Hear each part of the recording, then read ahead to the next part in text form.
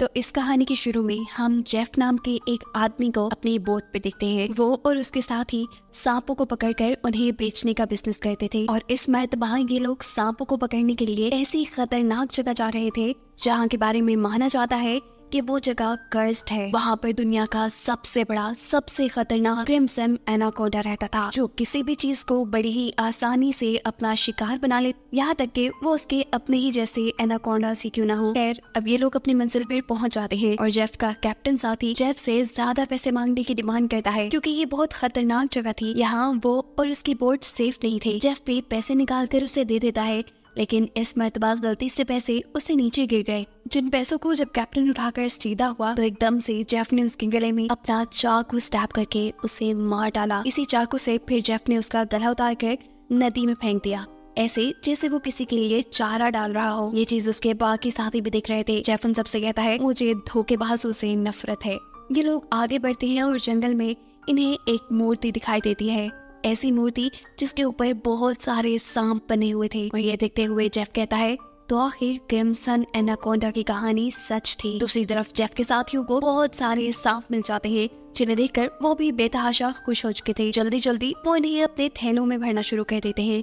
दूसरी तरफ जेफ उस बड़े क्रिम्सन एनाकोंडा की तलाश में अपनी बंदूक लेकर निकल जाता है। इन तीनों में से एक साथी जब सांपों से भरे हुए थैले वापस बोट में रखने आया तो उसने देखा कि दूर उनके कैप्टन साथी की सरकटी लाश पानी में खड़ी थी। उसे अपनी आंखों पे यकीन नहीं आया। अचानक वो लाश दोबारा पानी में डूब गई और तैरते हुए कोई बड़ी सी चीज उसकी तरफ आने लगी। डर के मारे ये आदमी जंगल की तरफ भागता है, लेकिन उसकी ये कोशिश कामयाब नहीं होती, क्योंकि एक बड़ा सा एनाकोंडा अब उसे अपने शिकंजे में ले चुका था। उसके इर्द गिर्द लिपट कर वो उसकी हड्डियां तोड़ते हुए उसे खाने ही वाला था कि अचानक सीन कट होकर हमें जंगल में उसके दूसरे साथी को दिखाया जाता है। वो साथी एकदम से कुछ देखकर डर गया। असल में उसने उसी बड़े से एनाकोंडा की बॉडी को रेंगते हुए देख लिया था। जैसे ही वो एनाकोंडा एक दरख्त पे चढ़ा तो उसके पेट को देखकर साफ लग रहा था कि उसने किसी इंसान को निकला हुआ है। इससे पहले कि ये आदमी अपनी जान बचाकर भाग जाता, एकदम से उसके सामने उसके साथी की लाश लटक जाती है,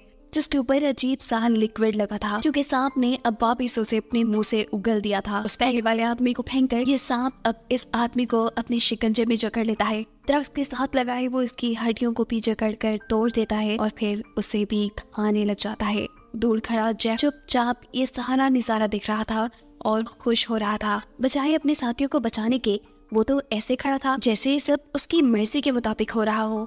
असल में वो इस एनाकोंडा को पकड़ना चाहता था, इसलिए वो अपनी शॉटगन से उसे बेहोश करने ही वाला था कि अचानक जंगल के सभी जानवर शोर मचाना शुरू कर देते हैं, जिनकी आवाज सुनते हुए ये एनाकोंडा यहाँ से भाग जाता है। सीन कट होकर दूसरी तरफ हम बेलियंग नाम के एक आदमी को देखते हैं। बेलियंग अपने साथियों के साथ एक सर्कस में काम करता है, लेकिन ये सर्कस बंद होने की वजह से वो सर्कस के मालिक से यहाँ के सभी आर्टिस्ट को खरीद लेता है, क्योंकि वो इन सभी आर्टिस्ट को अपने साथ थाईलैंड ले जाकर वहाँ अपनी एक नई सर्कस खोलना चाहता था। ये लोग भी नदी के रास्ते थाईलैंड जाने का प्लान करते हैं, और जब ये लोग आधे रास्ते में थे तो तब इन्हें लकड़ी के कंटेनर से आगे का रास्ता बंद मिलता है। उनका कैप्टन चाहता था कि ये लोग अपना रास्ता बदल लें, लेकिन इस तरह इनको बहुत टाइम लग जाता थाईलैंड पहुंचने में। बेलियंग कैप्टन को धमकी देता है, जो भी हो हमें वक्त पे थाईलैंड पहुंचना है, क्योंकि वहाँ पे हमारा शो है जिसके पैसे मैं एडवांस ले चुका हूँ। अगर हमने शो ना किया तो हम बर्बाद हो जाएंगे। जवाब में कैप्टन कहता है, फिर तो मेरे पास एक ही रास्ता है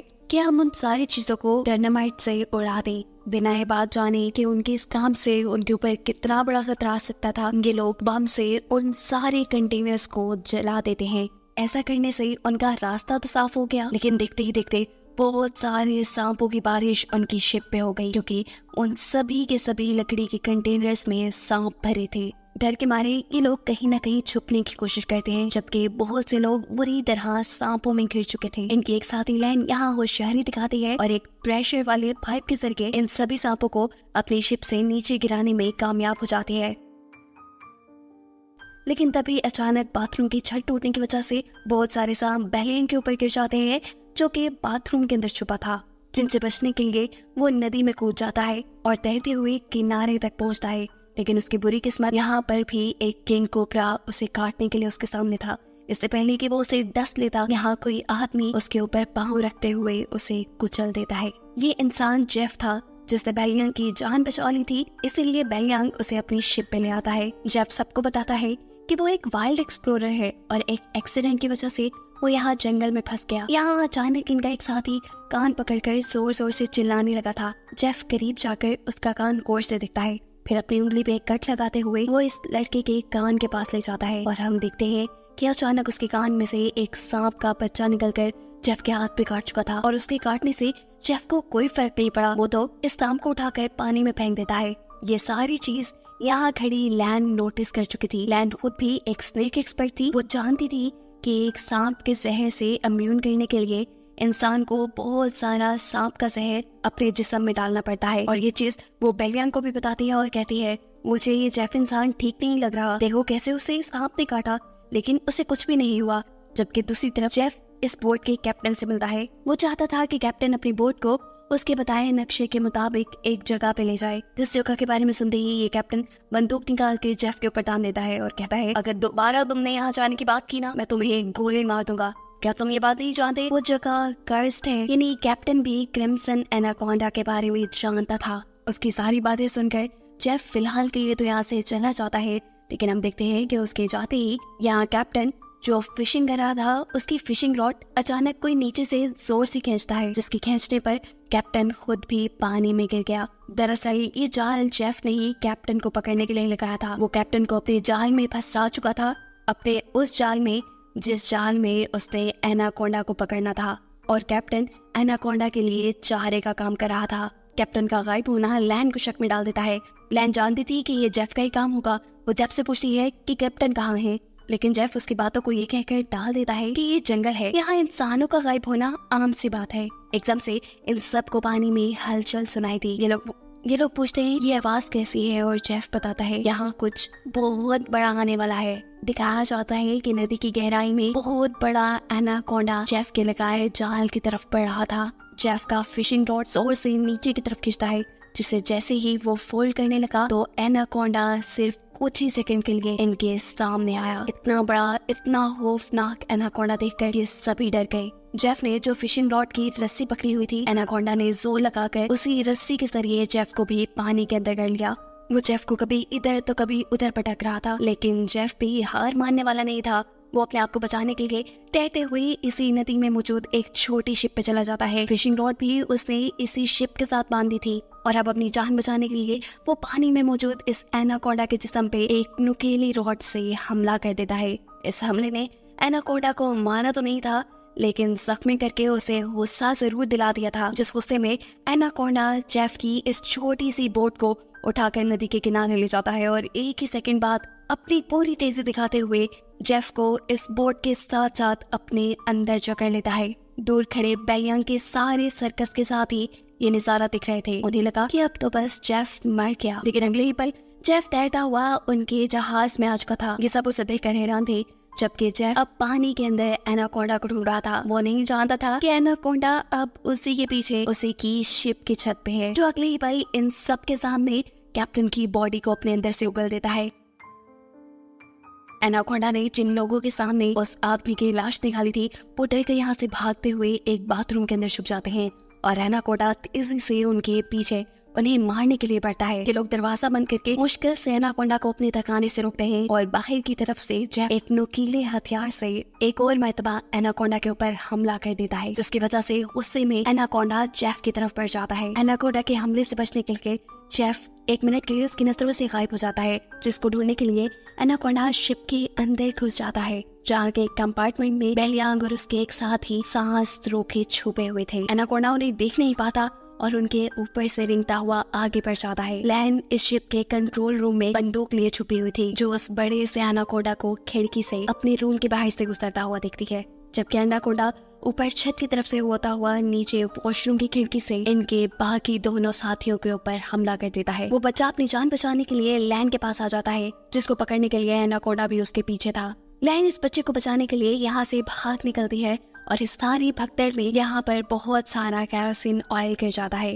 एनाकोंडा भी गुस्से में जब खिड़की से बाहर इनके ऊपर हमला करने ही वाला था, तब पीछे से दूसरा साथी एक घड़ा इस एनाकोंडा के मुंह में फंसा चुका था इस मटके से अपना मुंह निकालने के लिए एनाकोंडा इस जहाज की छत पे बुरी तरह तड़प चुका था। एनाकोंडा ने मुश्किल से मटका तोड़ के अपना सर बाहर निकाला था कि यहाँ जेफ पीछे से एंट्री करते हुए उसके मुंह को एक रस्सी के फंदे में बांध चुका था। इससे पहले कि वो अपने शिकार गिनी इस एनाकोंडा को पकड़ पाता, नीचे शिप के कंट्रोल रूम में आग लग जाती है और यह डायनामाइट यानी इनके बॉम्ब्स तक भी पहुंच गई। एक बहुत बड़ा धमाका इस शिप में दिखाया जाता है, जिस धमाके से अपनी जान बचाने के लिए ये सब के सब पानी में छलांग लगा देते हैं और एनाकोंडा इस सब में मारा जाता है। जहाज को जलता देखकर बेलियांग अब रोने लगा था। उसे ये टेंशन हो गई थी कि ये लोग अब वक्त पे थाईलैंड नहीं पहुंच पाएंगे। उससे में उसका छोटा साथी उससे कहता है, तुम पागल हो क्या? हम उस इतने बड़े एनाकोंडा से बच गए, हमारी जान बच गई, हम जिंदा हैं, ये काफी नहीं तुम्हारे लिए? यहाँ पर लैन समझ चुकी थी कि ये सब कुछ जेफ की वजह से हो रहा था। उसने उनके जहाज को एक शिकंजे के तौर पे इस्तेमाल किया था। वो जेफ से कहती है, अगर तुमने ऐसा ना किया होता तो ये इतना बड़ा खतरा हम पे ना आता। जेफ जवाब में कहता है, तुम लोग जानते भी हो उस एक एनाकोंडा की कीमत क्या है? अगर तुम लोगों ने उसे पकड़ने में मेरा साथ दिया होता ना तो आज हम सब करोड़पति होते। लालची बेलियांग पैसों का सुनते ही फौरन जेफ की तरफ हो जाता है। उसे तो थाईलैंड जाना भूल ही गया था जैसे। वो जेफ से कहता है, बताएं हम उस एनाकोंडा को पकड़ने के लिए क्या कर सकते हैं? हमें पैसे कैसे मिलेंगे? हमें कहाँ जाना होगा? क्या करना होगा? उनकी ये बातें सुनने के बाद जेफ अपना मैप निकालता है, उन्हें दिखाता है और कहता है कि अगर तुम मेरी मदद करोगे तो इस मैप के जरिए मैं तुम्हें 2 दिन के अंदर अंदर थाईलैंड पहुंचा दूंगा। बेलियांग के तो दोनों मतलब पूरे हो रहे थे। वो तो उसके साथ जाने को तैयार था, लेकिन बेलियांग के बाकी साथियों को जेफ के ऊपर एतबार नहीं था। यहाँ बेलियांग की एक साथी की तबीयत भी खराब थी क्योंकि उसे बहुत ही खतरनाक कीड़े ने काट लिया था। इसके जहर से वो मर भी सकती थी। ये देखकर जेफ उसे कहता है, मेरे पास एक ऐसी दवाई है जिसके जरिए इस लड़की का इलाज हो सकता है, लेकिन वो दवाई मेरी बोट तक है। अगर तुम इसका इलाज करना चाहते हो तो तुम्हें मुझे मेरी शिप तक पहुंचाना होगा। ना चाहते हुए भी ये लोग अब जेफ की मदद करने को तैयार हो जाते हैं। बोट तो अब इनके पास भी नहीं रही थी, पैदल ही ये लोग आगे बढ़ रहे थे। आगे जाते हुए जेफ इन्हें कहता है, यहाँ का पानी मत पी लेना, यहाँ के पानी में ऐसे कीड़े हैं जो इंसान के अंदर चले जाते हैं, उसके अंदर ऐसी प्यास लगा देते हैं या फिर वो इस पानी के अंदर ही अपने आप को डुबा कर मार देता है। रात हो जाती है, ये लोग एक गार के अंदर स्टे करते हैं जहाँ इन लोगों ने आग जलाई हुई थी और जेफ साइड पे बैठा अपनी मैप पे बने हुए एनाकोंडा को देख रहा था। एकदम से सीन्स फ्लैशबैक में जाते हैं और दिखाया जाता है कि कैसे उस क्रिम्सन एनाकोंडा का सामना जेफ से हो भी गया था। वो एनाकोंडा जेफ को मारने ही वाला था, लेकिन जेफ ने उस टाइम होशियारी दिखाई और अपने आप को उस लकड़ी के कंटेनर्स में बंद करते हुए एनाकोंडा की नजर से बच गया। जिसके बाद ये लोग आए। इन लोगों के डायनामाइट ने वहाँ के कंटेनर्स तोड़ दिए, जिसमें से ये जेफ बाहर निकल कर इनके साथ मिल गया। सीन्स दोबारा प्रेजेंट पे शिफ्ट होते हैं जहाँ पर जेफ उस मैप को दिख रहा था। बेलियांग उसके पास आता है और उसे कहता है, तुम इसी एनाकोंडा को पकड़ना चाहते हो ना? जेफ कहता है, हाँ, ये एक म्यूटेटेड एनाकोंडा है, एक ऐसा एनाकोंडा जिसे तुम एनाकोंडा का राजा भी कह सकते हो। इसने दुनिया के बड़े बड़े शिकार किए हैं, यहाँ तक कि उसने अपने जैसे बड़े बड़े एनाकोंडास को भी खा लिया। और अगर इसे हम पकड़ने में कामयाब हो जाते हैं तो हमारी 7 पुश्तों को भी काम करने की जरूरत नहीं पड़ेगी। लालच में बेलियांग कहता है, मैं आपकी मदद करने को तैयार हूँ। रात में ये सभी लोग सो रहे थे, तभी अचानक बेलियांग के एक साथी की आंख खुलती है। वो देखता है कि इन सबको चारों तरफ से बड़े बड़े एनाकोंडास ने घेरा हुआ था। अचानक उसकी आंख खुली और हमें पता चला कि ये सब उसका ख्वाब था। उनके आसपास कोई भी एनाकोंडा नहीं था। वो देखता है कि उसका भाई भी यहाँ नहीं है। घबराकर वो इस गार से बाहर आया तो उसने देखा कि उसका भाई बुरी तरह अपने आप को नदी के अंदर डुबा रहा था। करीब जाकर वो अपने भाई को होश में लाने की कोशिश करता है और देखता है कि उसकी नाक से वही जहरीले कीड़े निकल रहे हैं जिनके बारे में जेफ ने उन्हें बताया था कि ये कीड़े इंसान को प्यास लगा लगा कर मार देते हैं और इन्हीं कीड़ों के सद में उसका भाई भी मारा जाता है। ये लड़का बहुत रोता है, लेकिन अब क्या भी हो सकता था। अगली सुबह ये लोग दोबारा अपने सफर पे निकल जाते हैं। चलते चलते जंगल से एक रास्ता इनके सामने ऐसा आया जहाँ चलने के लिए कोई जगह नहीं थी। इन्हें हर हाल में नदी में उतरना ही पड़ता, नदी को पार करने के लिए। कोई भी नदी में उतरने को तैयार नहीं था क्योंकि इन्होंने नदी में बहुत मुश्किलें देख ली थी, लेकिन कोई दूसरा रास्ता भी इनके पास नहीं था। डरते हुए ये लोग नदी में उतर जाते हैं और अचानक एक लड़का पानी की तरफ इशारा करता है क्योंकि इनको एक बड़े से एनाकोंडा ने चारों तरफ से घेर लिया था। इनका एक साथी जिसका भाई रात ही मरा था, वो डर के मारे कुछ ना कुछ पढ़ने लग गया, लेकिन जो डरता है वही तो मरता है। वो नहीं जानता था कि एनाकोंडा का मुंह उसके पीछे ही है। एक एकदम से एनाकोंडा उसे पकड़ते हुए बुरी तरह अपने अंदर जकड़ लेता है। उसकी मदद को लैन यहाँ आती तो है, लेकिन ज्यादा कुछ नहीं कर पाती क्योंकि ये एनाकोंडा उसकी हड्डियां तोड़ चुका था। वो उसका दम घोटकर उसे मार देता है और ये सब लोग खड़े खड़े तमाशा देखते रह जाते हैं। एनाकोंडा उस आदमी के मरे हुए जिस्म को लेकर पानी में गायब हो जाता है और ये सब लोग उससे बचने के लिए यहाँ से आगे बढ़ जाते हैं। कुछ देर बाद आखिर ये सब लोग मिलकर जेफ की बोट तक पहुंच जाते हैं। जहाँ जाते ही बात के मुताबिक जेफ इन लोगों को वो दवाई दे देता है जिससे बेलियांग के साथ ही अपना इलाज कर सकती थी। ये लोग थाईलैंड की जमीन के बहुत करीब थे। उनका एक साथी कहता है चलो जल्दी जल्दी यहाँ से चल पड़ते हैं, लेकिन जेफ इन सबसे कहता है ऐसे नहीं, मैं तुम सब लोगों को वादे के मुताबिक सही सलामत यहाँ ले आया हूँ, लेकिन अब तुम लोगों को भी अपना वादा पूरा करना होगा, तुम्हें मेरी मदद करनी होगी। वो छोटा बच्चा जेफ से कहता है अगर तो तुम्हारी ये मदद उस एनाकोंडा से जुड़ी है तो बस फिर भूल जाओ, हम तुम्हारी कोई मदद नहीं करने वाले। उनकी बातें सुनते ही जेफ यहाँ बंदूक निकाल चुका था और बेलियांग भी अपना चाकू इन सबको दिखाने लगा था, क्योंकि वो भी तो अब जेफ का साथी बन गया है। वो इन सबसे कहता है चलो जल्दी करो, जो जेफ कह रहा है वैसा ही करो। लैन कहती है तुम सब लोग पागल तो नहीं हो रहे, उस इतने बड़े एनाकोंडा को पकड़ना नामुमकिन है। जेफ कहता है हाँ ठीक कह रही हो, लेकिन पूरी तरह नहीं उस एनाकोंडा को खाते हुए पकड़ा जा सकता है। ये कहते ही बेलियांग और जेफ दोनों अपने दो साथियों को रस्सी से पकड़कर अपने जाल के ऊपर बांध देते हैं, क्रिम्सन एनाकोंडा के चारे के तौर पर। रोता हुआ वो बच्चा बेलियांग से कहता है तुम ऐसा क्यों कर रहे हो, अगर हम लोग मर गए तो सोचो तुम्हारी सर्कस में कौन परफॉर्म करेगा। उसके बाद सुन के पागलों की तरह बेलियांग हंसने लगा और उसने कहा तुम्हें क्या लगा मैं तुम्हें सर्कस के लिए थाईलैंड लेके जा रहा हूँ? अरे पागलो, मैं तो तुम्हें वहाँ लेके जा रहा था ताकि तुम्हारे ऑर्गन्स बेच के मैं बहुत सारा पैसा कमा सकूं, लेकिन अब देखो मैंने अपना प्लान चेंज कर दिया। अब मैं जेफ के साथ मिल गया हूँ क्योंकि मैं जानता हूँ कि तुम्हारे से भी ज्यादा पैसे मुझे ये एनाकोंडा दे सकता है। यहाँ दूसरी तरफ क्रिम्सन एनाकोंडा के लिए ट्रैप लगाते हुए जेफ ने उन दोनों लड़कियों को भी दरख्त से बांध दिया था, जिसके बाद वह अब एक लड़की से बदतमीजी भी करने लगा था। ये लड़की भी चालाक थी, वो उसे रोकती नहीं बल्कि उसी को अपने जाल में फंसाकर उसकी पॉकेट से उसकी गन निकाल लेती है, जिससे पीछे मुड़कर जैसे ही वो जेफ को शूट करती है तो उसकी बुरी किस्मत कि ये गोली चली ही नहीं और अब वो खुद आ गई जेफ के कब्जे में। इससे पहले कि जेफ उसे मार देता या उसकी दूसरी साथी यानी लैन पीछे से आकर जेफ को स्टैब कर देती है अपनी नाइफ से। जेफ अपने बाजू से लैन को दूर गिरा देता है। दूसरी तरफ मौका देखते हुए दूसरी साथी जेफ के हाथ से गन लेने में लग जाती है।